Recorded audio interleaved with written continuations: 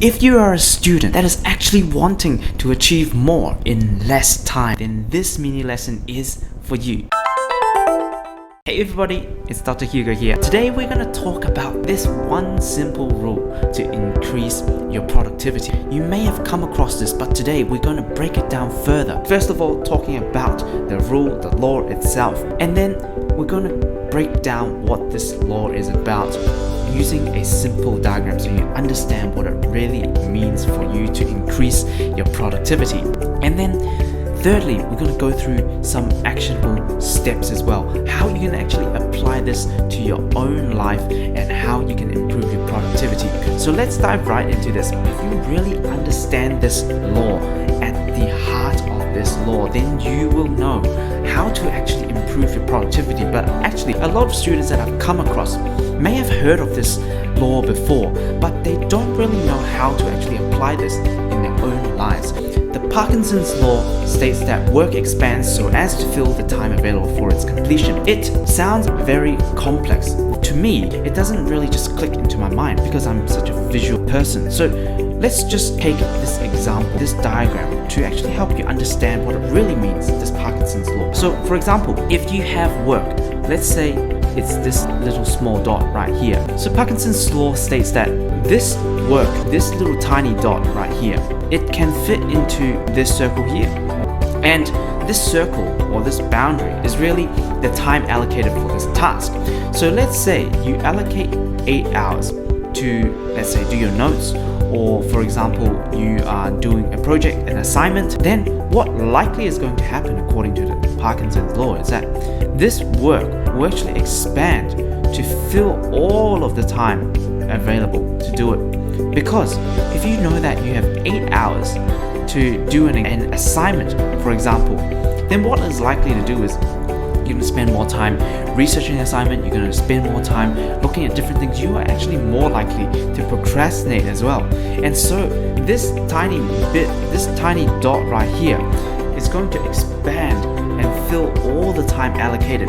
But if in the same instance, the same assignment, you only had 1 hour to do it, you would cut out all the unnecessary parts of it. You only do and find the most succinct part of the things. And actually, this same dot is going to occupy the same amount of time. As you can see, there is 7 hours of difference in between here. Yes, you might argue that the work done in this 8-hour time might be of a greater quality of this 1 hour time, but the extent of time that is used, the 7 hours, may only have improved a tiny bit when compared to just using this efficient 1 hour. So how do you actually apply this to your own study life or to your own life in general? So I've got 4 main points here to you. The first step that I really want to talk about is setting a deadline. Actually, you know that you have a particular deadline, but what I really want you to do is to push this forward. Because if you just understood the example that I used in the above, you had this big time frame, which is 8 hours right here. You also had this small time frame, which is 1 hour. Theoretically, if you set a deadline much closer, say if the assignment you know is due 2 weeks from now, if you set yourself to just do it, complete it today, and set an artificial deadline to actually complete it for tomorrow, there is more likelihood that you're going to finish it today. But we all know that this artificial deadline might not work because your brain is very smart. You know that this artificial deadline is not a true deadline. So what really needs to go in place is really number 2, which is setting reward and also punishments as well. You really need to be quite self-disciplined to be able to set a deadline. You know that it's 2 weeks in advance, but if you set an artificial deadline tomorrow and you actually complete it, then great. You don't need to even move on to step 2. But most of us need a little bit of a kick, right?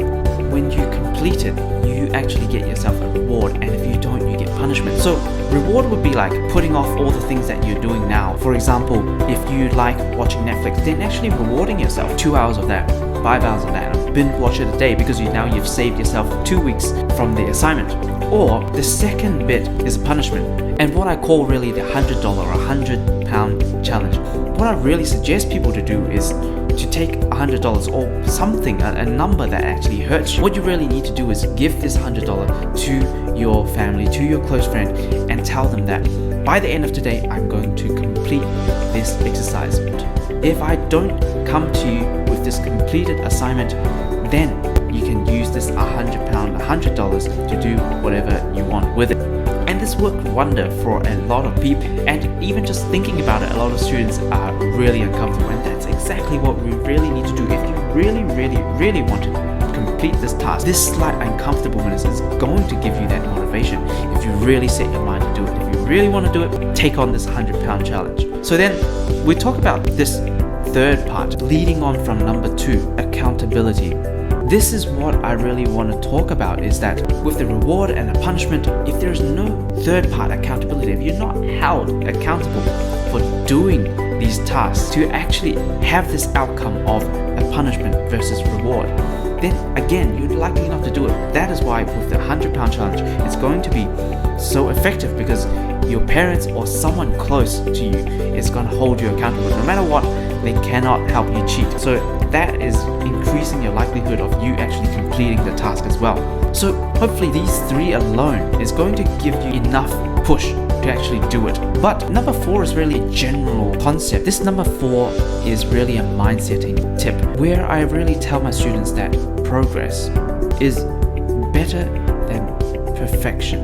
Really, you taking the first step, even just doing 2 steps of a 10-step progress, is really better than you thinking about how do you perfect these 10 steps, because you've actually concretely done something. So don't let perfection cripple you, and make sure that you are striving for progress rather than perfection, because we actually get feedback what we can improve. And this loop itself, it's much better than you just continually thinking, how can I do this perfectly, and actually achieving nothing at all.